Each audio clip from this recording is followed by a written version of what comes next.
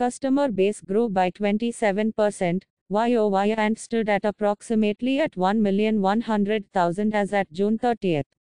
Vijay Kumar Chandok, ICICI Securities Limited MD, CEO and Additional Director. Well, as the world deals with one of the most unprecedented event in modern history with wide-reaching ramifications across the globe to people, to economies, to business environment and even business models, we strongly feel there is a need to stay agile, nimble and vigilant on many fronts. India has seen one of the strictest lockdown regimes, which has perhaps helped the medical infrastructure in the country to catch up with the scale that is required to deal with this pandemic. However, all this has happened not without wide economic repercussions. So in this context, we felt it was imperative to look at the emerging market environment, and some of the key developments that took place in our operating environment during this quarter, which just concluded. So when we look at markets, which directly impacts to a very large extent, our company, the market rebounded from March lows, but clearly is still below the pre-COVID level. And we saw global indices rebounding sharply in the quarter. This is after a massive fall that we saw in the month of March last quarter. And all this is happening despite economic concerns as well as rising COVID-19 cases. All global banks, the central banks I'm referring to, response to the crisis has been coordinated, has been swift in terms of rate cuts, and providing liquidity. And we feel this is what has probably helped partially at least, fueling the global rally in the equity market. Close at home, the quarter witnessed a gradual reopening of the nationwide lockdown, starting from June 8 after 4 phases of lockdown that we experienced for most part of the quarter. Despite weaknesses getting reported on macroeconomic front, the Indian headline indices posted their best ever quarterly returns since 2009, gaining almost 20% in the quarter and recouping 35% of the March 2020 lows. The rise in the Indian equity markets was broader and across market caps, with even the small caps rising by about 30% during the quarter. What is also unique during this period that we saw is the rising retail participation in the market. So globally, retail participation in equity markets increased dramatically during this quarter, and in line with the same trend, India also, we saw the level of retail participation hitting some record high. What we actually saw was a strong growth in active clients. And this happens with many inactive customers entering the market as well as a sharp rise in number of newcomers into the market. We believe that this trend is getting fueled by availability of a completely digital, no-touch format of method of engagement, which is offered by large technology-based players. It's also fueled by the fact that work from home environment is providing additional time to investors as well as the increase in disposable income, which is caused by the reduction in discretionary spending. And this increased disposable income is being diverted for the purpose of investment and savings. We also believe that the relative attractiveness of the equity, particularly during the early phase of this quarter, which was where it was trading at multi-year low valuations, also accentuated the strength of retail investors participating in large numbers in the market. We believe that although some part of this retail participation seen in the current quarter may moderate in the coming quarters, there is clearly a structural shift by customers preferring to deal in an online and a remote format offered by digitally led intermediary rather than a physical format. And this trend is visible not just amongst the youngsters and the younger investors, but is also spreading very rapidly and getting embraced very rapidly by mature investors. This quarter also witnessed certain regulatory changes. And if you go behind the skin of these regulatory changes, these are all aimed at providing operational convenience to retail investors, as well as there have been a slew of reforms to protect the long-term interest of these retail investors. So in this context, the Securities and Exchange Board of India issued simplified guidelines for digital onboarding and kick of customers. This helped these retail investors open accounts without any physical intervention or any kind of a physical paperwork flow.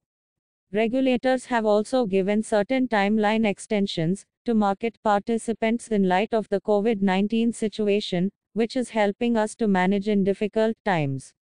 Recently, certain regulatory changes have been issued with respect to collection of margins upfront in the cash equities and F&O segments. There has also been certain changes in the margin requirement for these segments. Further, SEBI has issued certain guidelines regarding the method of margin finance with regards to pledge and repledging of security. In the distribution business, SEBI has issued norms of segregating distribution and advisory customers. When you again look at all these regulations, our strong view is that these regulatory changes augur well for the orderly growth of the industry in the longer term. However, there is likely to be some short-term transition challenges and impact in the industry. Given this context, let me now take you through some of the key aspects of the quarter with respect to our company. So, being classified as an essential services company, we ensured that we remained accessible to our customers and open for business at all times during the lockdown phase. During this period, we focused on ensuring health and safety of our employees and also followed a prudent risk management approach for our customers as well as for the company, particularly in the context of the massive volatility that we saw during this period. We have also been focusing simultaneously on identifying avenues to digitize all the non-digital parts of business during this period that we could lay our hands on. And this is work in progress as we move forward. Our resilient business model, along with our digital platform, has kept us in good stead in the business environment that has emerged. We continued to focus on the input parameters by working on our stated strategic priorities.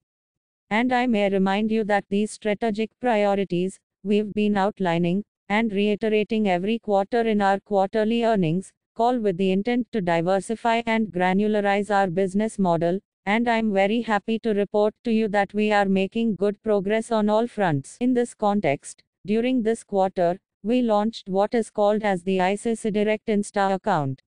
Our open architecture aimed to end digital account acquisition, using the EDIS process, or the electronic delivery, instruction slip process. Through this channel, we have already opened over 20,000 customer accounts. And this channel, after facing some initial teething hiccup, is stabilizing, continues to stabilize well.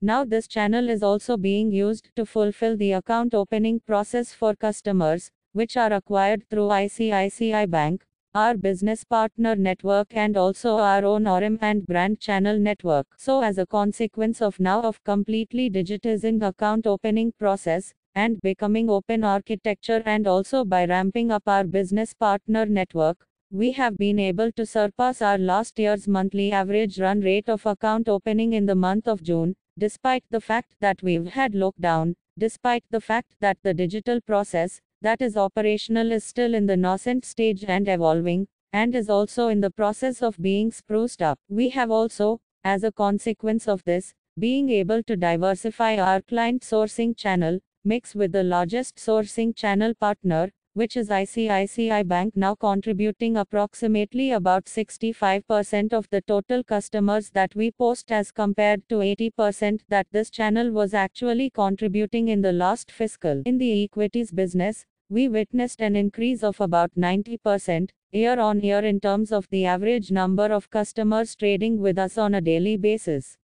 Our ADTOs, or the average daily turnovers, across equity and derivatives grew faster than the market, aided by our propositions like Prime, Prepaid and the Option 20 pricing plan, all of which are gaining traction. As a result, this helped us grow our market share by about 260 basis points and 150 basis points in equities and derivative markets, respectively. We have also been able to scale back our RISUP and MTF book to approximately INR 15 billion as at June 30, 2020, up from about INR 5,800 million as at March 31, 2020. You may recollect that we had proactively scaled down this business owing to the heightened market volatility in the last quarter and our risk assessment during that period.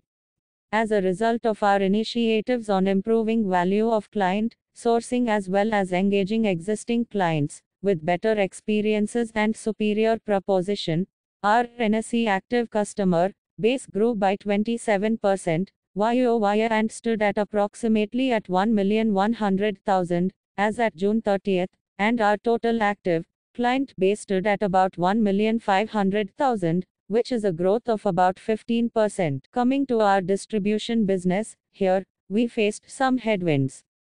This is due to lower asset value as well as the fact that our contact-based products were clearly impacted as a consequence of the lockdown. In this area of distribution, while our gross flows in mutual funds grew slightly ahead of market, we witnessed redemption in the debt funds, bringing down our total net flows in the mutual funds business. On the other hand, our equity mutual fund net flows and our market share increased year on year. We also saw good traction in the fixed income business during this quarter. Our wealth management business also got impacted by constraints arising from COVID. However, despite this, it registered a 36% growth on back of the equity franchise and digitally available products, primarily fixed income products with registered book growth. Also during this quarter, we added about 1,600 new customers to this segment. The assets of our clients in the wealth management business increased by about 1% on sequential quarters to about ₹1 trillion. We also saw improvement in yield.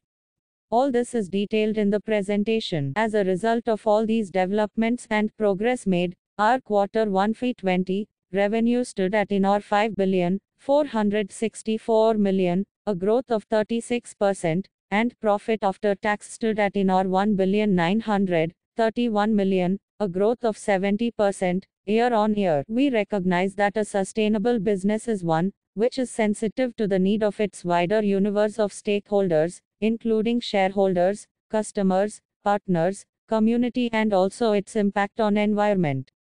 With this thought in mind, we have adopted an ESG policy to formalize our commitment towards conducting our business responsibly, to make a difference to the communities and our planet, as well as making a positive impact within our markets. We are in the process, therefore, of releasing our maiden ESG report shortly.